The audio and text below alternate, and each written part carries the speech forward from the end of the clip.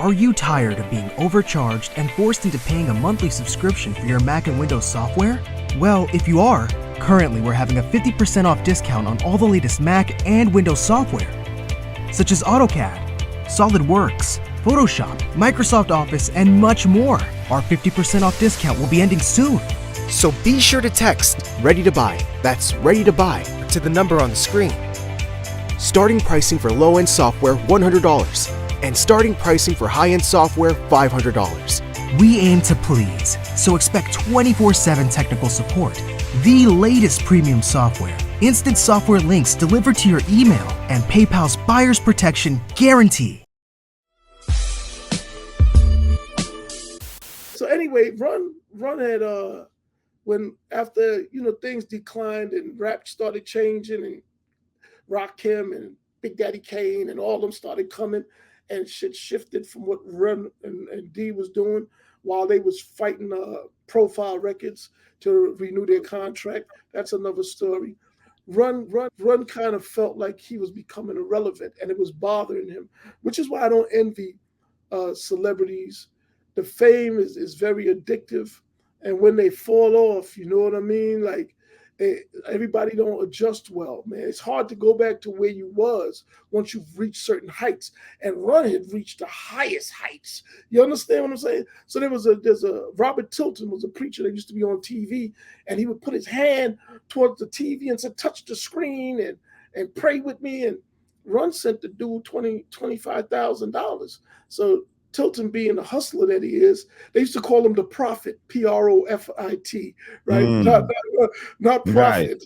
Right. Yeah. Once Run sent him that money, Russell and the others, they cut Run's access off to his money because they felt like he was losing his mind, that he would give away all his money.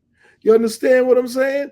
Robert Tilton invited Run down to his church in Texas and all that. He had a mega church, and Run didn't like the amenities that they, he think he's a diva. You know what I'm saying? Like he didn't like the limousines, he didn't like the hotels.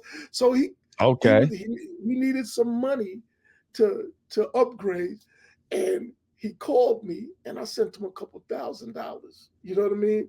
And I never got the money back from Run. And I never got shit out of him either, but it's okay, you know what I mean? But now, yeah, do you think his meeting with that guy is how he figured out his hustle to be a reverend? Possibly, but that Bishop. I seen it as a hustle from the minute that he announced he started calling himself Run. I said, this nigga figured out the reverend hustle. This motherfucker here. He don't want to pay no taxes. Look, who's the black dude that was in Harlem who used to be under Reverend Ike? His name was Bishop Bernard something. That's who gave Run the game. Run got ordained in his church. You know what I mean? And yeah, I ain't trying to drag Run, but look, man, one time he pulled me over, man. He saw me because we had the same cars. We had the big body Benzes, right? Back in the day when they first came out, they used to call it the mothership, right? So he had a 420, I had a 500 SEL. And when he's going down Jamaica, I'm coming down Fannie Lou. He sees me, he beeps the horn. He said, pull over. I pull over. He said, Curtis Scoon. I said, what's up, bro? He said, listen, I heard you've been saying bad things about me. I said, bad things like what, Joe? He said, you said I'm a fake preacher. I'm full of shit, this, that, the other. I said, Joe, I'm going to be honest. I don't remember saying it, but it sounds like something I would say.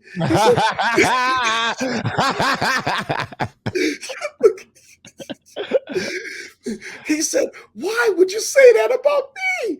I said, why do you care, man? I say, fuck everybody. That's just me, right? Like, that's what we do. He said, oh, so you didn't mean it? Like, I said, man, go ahead, man. Like, you know what I mean? But I talked to him about getting distribution at that time. He had his man Larry in the car with him, who passed away. Larry used to be the producer. Right, Larry. Oh my God, Larry Smith, one of the greatest producers that nobody knew was the greatest producer until he passed away, and now we hear these stories later. But Larry put me inside his Cadillac. For drove off, and we never came back. Yeah, but Larry was in the car with him, man. Like I see, the thing about me is, right, I'm not in awe of anyone. And that goes for the killers in the street, for the entertainers. Yo, man, whatever energy you bring to me is what I'm going to reciprocate to you.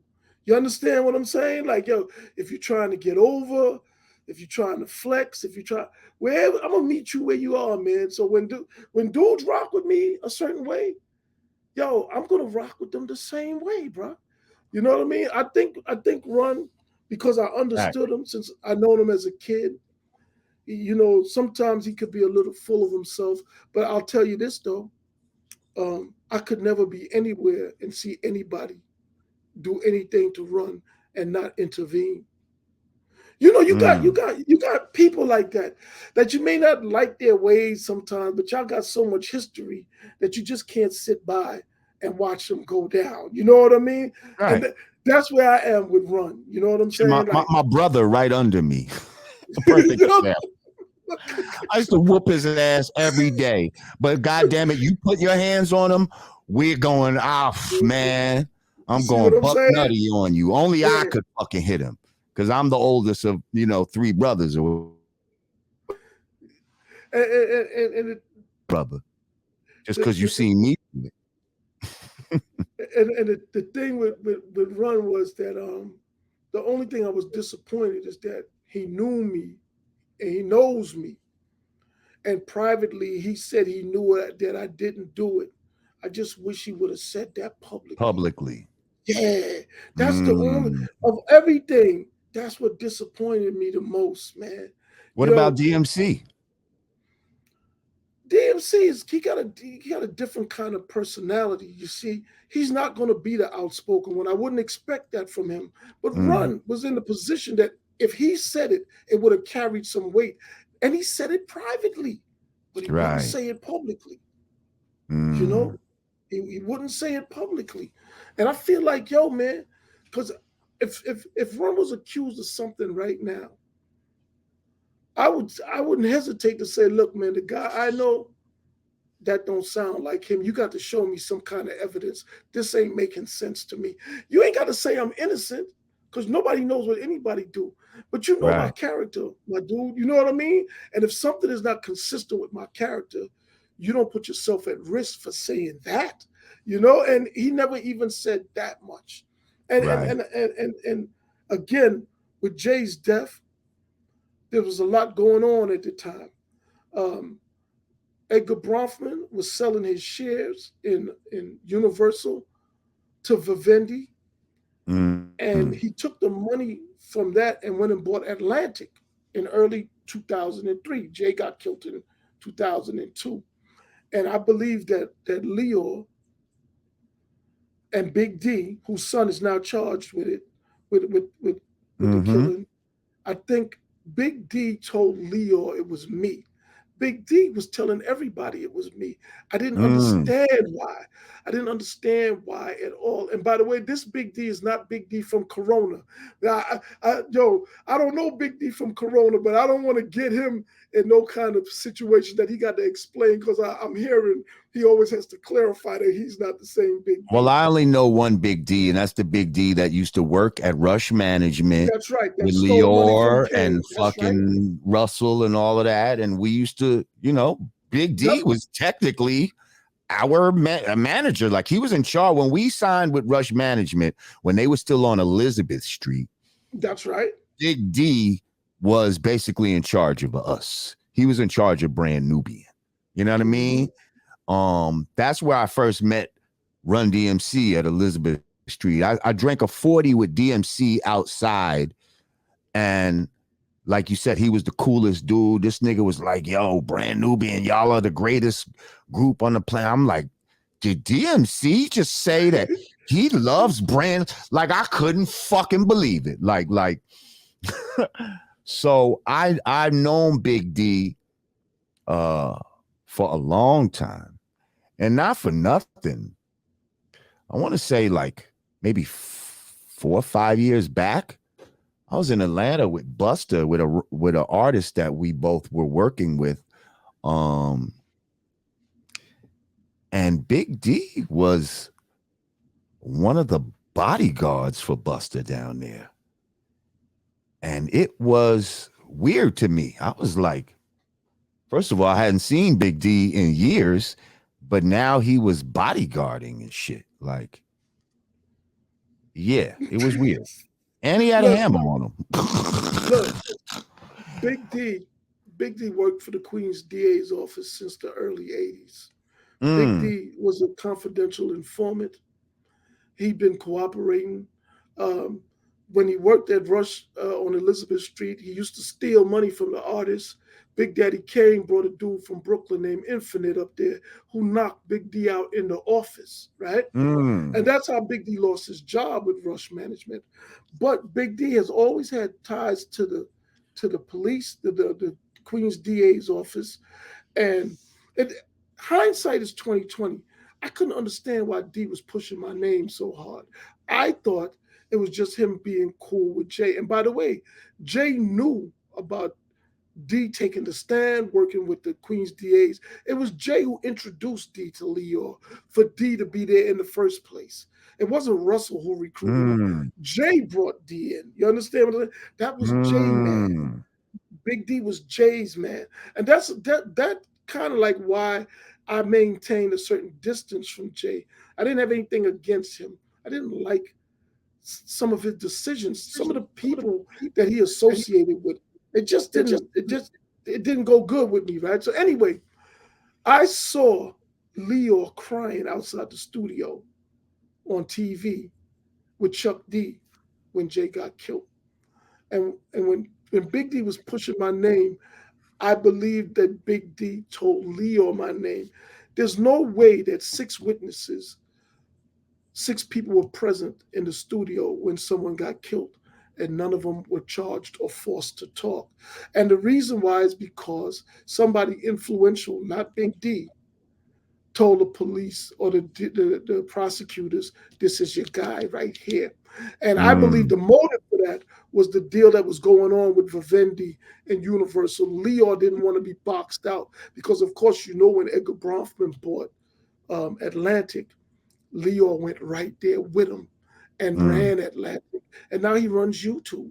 You understand what I'm saying? But just thinking, bro, I'm not saying that Jay's death could have sabotaged the deal, but it could have sabotaged Leo's career because Leo was the head of Def Jam, which had a company called Murder Inc., which had the head of the label called Irv Gotti, which was affiliated with Supreme McGriff, the crack kingpin or whatever they wanted to call him. And now they were saying that initially, the night of the death, they would time Preem to Jay's death. That for whatever reason, they were saying it was Preem. And then 2 days later, it to me. When Jay first got killed, nobody said it was me. That Friday, it started being me. Somebody redirected that investigation, and I don't believe it was the people in the studio because they weren't talking to the police. You know what I mean? And I don't believe Big D could have done that redirection on his own. Now, what would be his motivation? Well, lo and behold, cover his son. Yes.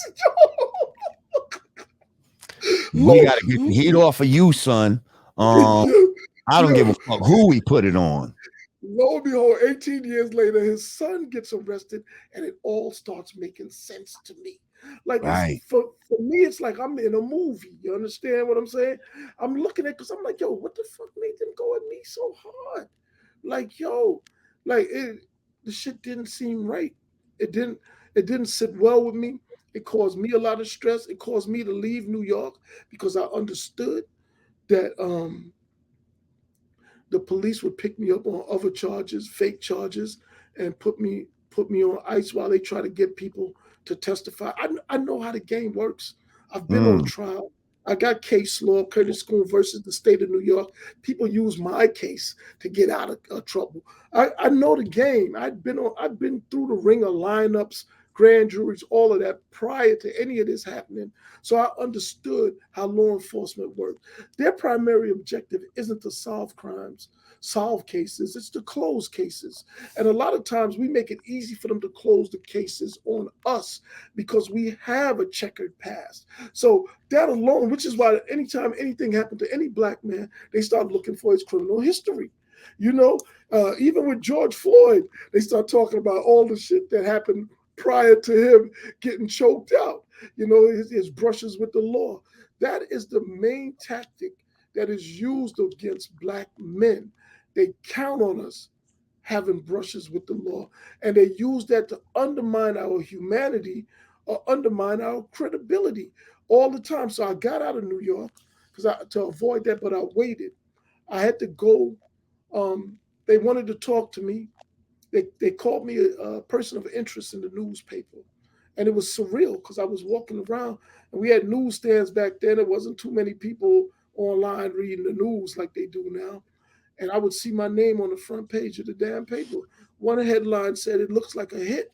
And I was like, damn, they blaming me for all of this shit. And keep in mind, there were people who was hunting for me at that time. You understand? Because there was money on my head, bro. Of course. And the money you could have lost your life with a thing like that. And the money wasn't coming from Jay and them people because it was too much money. They didn't have that kind of money. You understand? I got my suspicions, but there's a lot that I'm not going to say. But I've been through it. So anyway, I contacted the lawyer Marvin Kornberg, and I told him, I said, "Look, man, I need you to go with me for questioning. I can't afford you, but I just want you to go with me for questioning because I knew they was looking for me.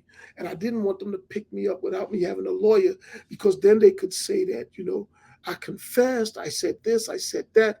And once you got an attorney, they can't question you without your attorney there. Otherwise, everything is inadmissible. See, so my history with the law, I'm thinking like, all right, so I don't have money to pay Kornberg. I asked him, what would he charge me to go in with me for questioning? He said, "Give me $1,000. I said, all right. That said, because Friday they was talking about me being the suspect. That Saturday I met with him near his office. I gave him $1,000 cash that I had borrowed from a friend in the Bronx, Stacy Meredith. Good chick, good friend. I got to check up on her. I owe her big time. And I gave the money to Kornberg. He called the police and he said, "Listen, I heard you're looking for somebody that I represent." They said, "Who?" He said, "Curtis Scoon." They said, "Yeah." He said, "Well, I'm his representative now, and I'm going to bring him in on Monday." Monday was November 4th.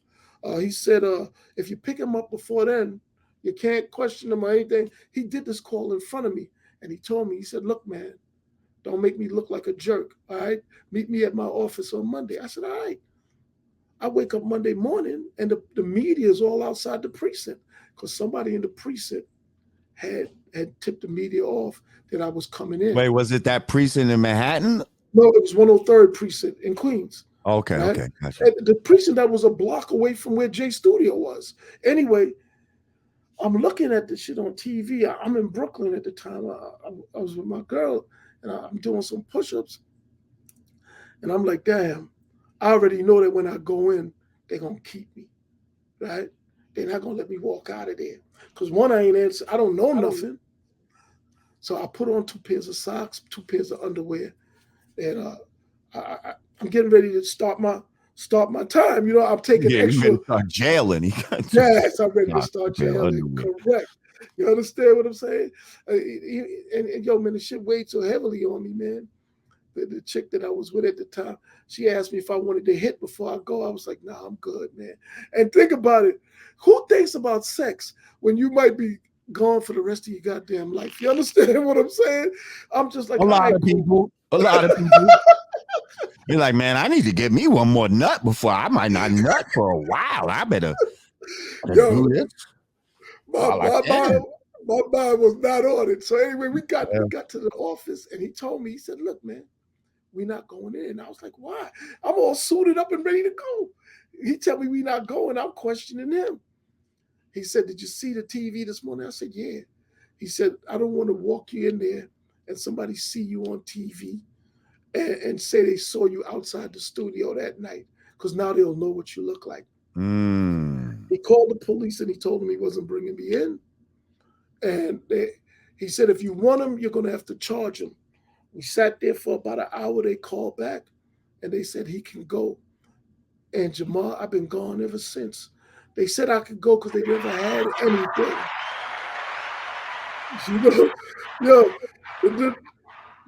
They said I could go because they never had anything. So they tarnished my name and everything for nothing, bro. And then the following year, I did the illest move, and I had Playboy do a story and got the writer to interview Ronald Tennard Washington, and he implicated Little D and Big D in the killing. So my lawyer was mad as hell, right? Look, he was mad as hell because they don't want you to talk to the press. But yo, man, I don't put my fate in nobody's hands, man. I don't give a fuck. This is my life. Right. If anybody gonna fuck it up, it's gonna be me. It's gonna be nobody else. You know what I mean? Like, I'm not gonna be that Monday morning quarterback talking about, yo, I should have done this, I should have done that. Nah, man. I trust in me first. I don't mess with them people. And it worked out, man. It really did work out because it opened up the floodgates, and it took the investigation in different places. A lot of information was revealed. Tennard spoke, Big D spoke, a lot of people talked, and it made it harder for the police to frame anybody. Now, I do want to say this, and this is important. The summer that Jay was killed, he was allegedly involved in a 10-kilo drug deal. Yes. And for some reason, and that came out in the Playboy article. And they're saying BMF, copping from BMF and all this type of shit. I'm going to give it to you. So I didn't know anything about it, but Tennard and people in Jay's, again, I wasn't part of his circle. I did not know what he was involved in, right? You got to ask yourself, if the police and law enforcement are saying Jay got killed over a drug deal that went bad, why didn't they investigate the 10-kilo deal that happened the months leading up to his death? Who were they protecting, right? Check it. Instead, they connected to a fictitious drug deal allegedly involving me that had happened 6-7 years prior, 8 years prior. You understand what I'm saying? Like, yo, it made no sense. Then I find out that the person who Tennard and them referred to as uncle in the article is supposedly Southwest T from BMF. He has been subpoenaed. Well, I shouldn't say subpoenaed. He has had to go to New York for questioning. I was told that he hired an attorney and he pled the fifth. But come to trial, they're going to put him on the stand. And we're going to find out exactly what the role was. And you got to wonder, you got a big fish like Southwest T and BMF in 2002, okay?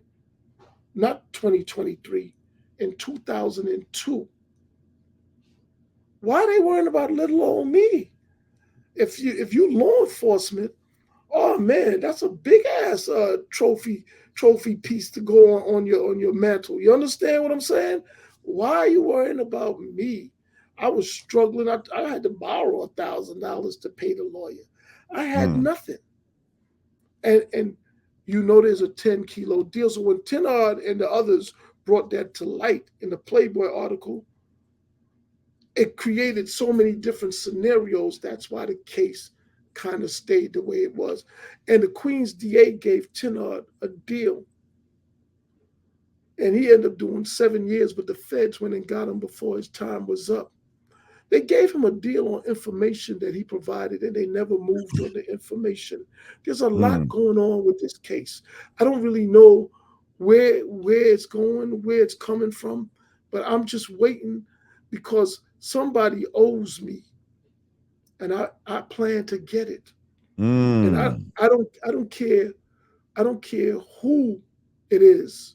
It could be Universal. It could be Def Jam. It could be Leo Cohen. It could be the city of New York. Somebody owes me, man. Because from what you're saying, I mean, this is a classic case of defamation of character. Yes. Oh man, they put my life in jeopardy. In jeopardy. I want to believe the plan was to have me killed, so the case could be over with right then and there. It's just that look, man, they tried to sacrifice a lion, not a lamb. You understand what I'm saying? And that's what I was gonna say, bro. I was gonna say that I believe the only thing that really saved you was being such a thorough dude. You understand? Like people that's watching right now. I don't know if y'all could tell, but Brother Scoon is a big dude. How tall are you? You're like 6'3", 6'4", some shit like that. 6'4", yeah. You 6'4". This man, when I met him, he was religiously working out every weekend. I would see him at the track when I'm training my dog. Rest in peace, Brolic.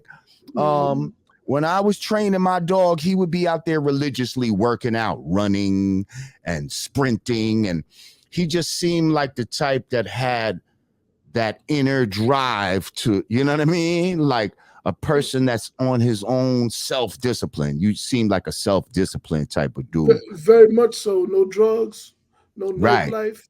And I stay on go. Always did, because I came up that way. So I don't shy away from the action. You know what I mean? Like, yo, the action come, I'm running at it. I ain't running from it.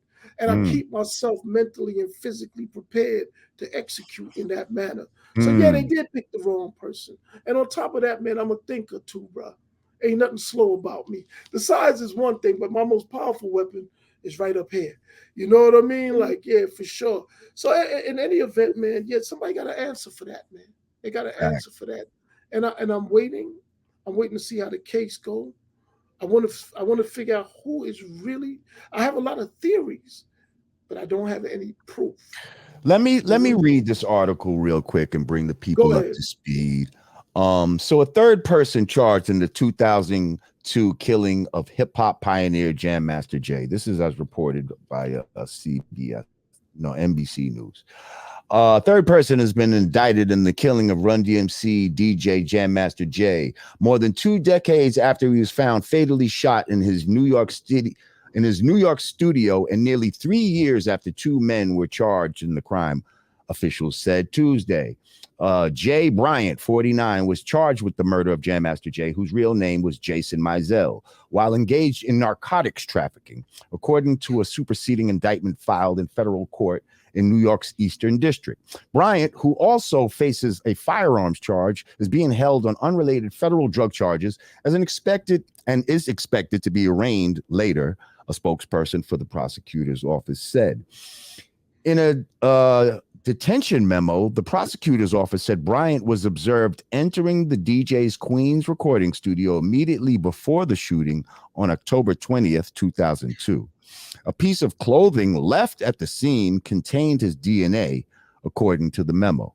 Now, my question is, if you had some DNA, what the fuck did it take, 21 years to match that up or whatever? I don't know. Jamar, anyway. Let me tell you this, man. I'll be honest. I'll get to that. I'll be honest. I've been nothing but truthful as I know it since I sat down with this interview. And I'm truthful all the time, right? Look, man, I really, my prime suspicion was towards Jay's nephew, Bo Skaggs, because I couldn't understand how his uncle got killed that night, and he went on tour the next morning. And I was gonna say, wasn't he implicated at one point? The next morning, his grandmother, Jay's mother, was calling for him to come home. He wouldn't come. He was 21 years old. If your uncle is dead and murdered, what do you think about going on a promotional tour for a tacky group like Rusty Waters, where you pretended like you're from down south? Everything stops. Your uncle got murdered. He's the reason why you got a record deal. So I'm not saying that he did it. I'm just telling you how I thought. I thought it was very fishy, right? And then I saw him do an interview where he claimed when he came up there, he saw his uncle on the floor and he kicked him because he thought he was playing. And I was like, this dude wouldn't kick Jay if he thought he was playing. Did he kick him out of anger? What the hell's going on here? So that's just me, right? I'm confused about all of what's happening right now. I don't know who did what. So I'm like everybody else, I'm waiting to see. As far as the DNA on the hat, the interesting thing is I got some court documents, filings, and there was a meeting in that studio that night from a company called Prime America. They met every Wednesday night.